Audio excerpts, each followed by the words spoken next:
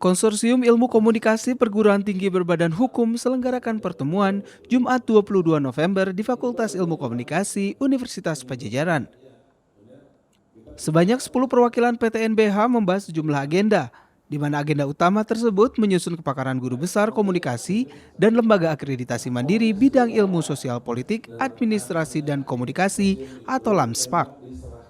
Dekan Fikom Unpad Dr. Dadang Rahmat Hidayat menyebut pertemuan ini sebagai bentuk penguatan konsorsium serta penguatan taksonomi rumpun ilmu sosial. Universitas Padjadjaran, Fakultas Ilmu Komunikasi mengundang penyelenggara pendidikan ilmu komunikasi di seluruh PTNBH di seluruh Indonesia yang tergabung di dalam konsorsium ilmu komunikasi untuk membicarakan hal-hal yang cukup strategis, di antaranya berkaitan dengan konsolidasi organisasi konsorsium, kemudian membahas tentang nomenklatur keilmuan, ya, termasuk juga formasi untuk jabatan fungsional.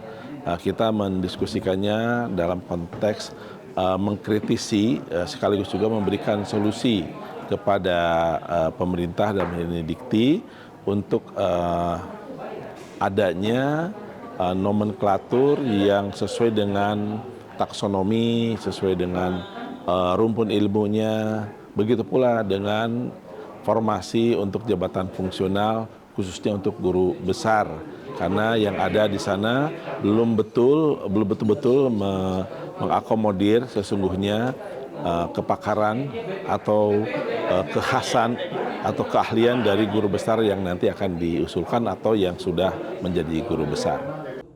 Sementara itu, sejumlah perwakilan dari PTNBH yang tergabung dalam konsorsium ini menyebut pertemuan ini sebagai bentuk penguatan dan pengembangan konsorsium dan perkembangan ilmu komunikasi, serta sebagai salah satu langkah dalam menghadapi perubahan yang begitu masif. Harapannya adalah ini kan konsorsium sebenarnya udah proses panjang ya. Jadi harapannya ke depannya bisa lebih diformalkan, punya visi misi, punya konsep, punya kepengurusan, gitu kan ya. Punya tujuan yang lebih jelas, karena ide dasarnya adalah konsorsium ini bisa membantu mengembangkan ilmu komunikasi di Indonesia, termasuk melakukan lobbying ya kepada pemerintah terkait dengan pengembangan pendidikan ilmu komunikasi di Indonesia.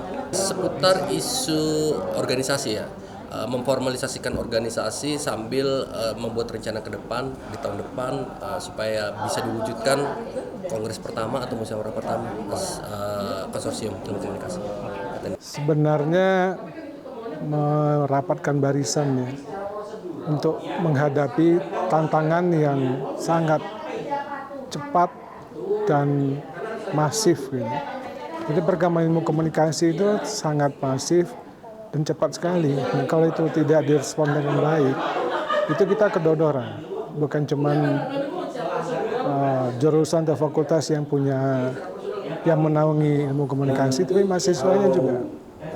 Jadi kita harus berhati-hati sebenarnya. Makanya ide dari Unpad mengundang kita untuk memantapkan konsorsium ini saya pikir perlu ditindaklanjuti.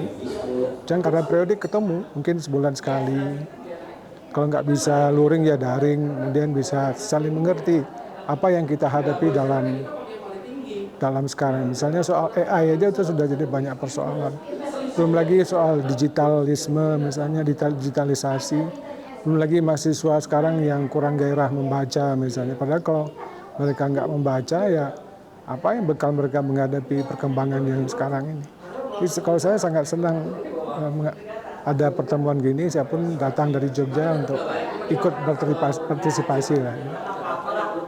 Konsorsium yang merupakan bentuk kerjasama dari 10 PTNBH di Indonesia nantinya diharapkan akan terbentuk secara terorganisir untuk saling berbagi pengalaman dan bentuk pengajaran pada bidang ilmu komunikasi di kampus masing-masing. Dari Jatinangor, Sumedang, Bayu Murti melaporkan.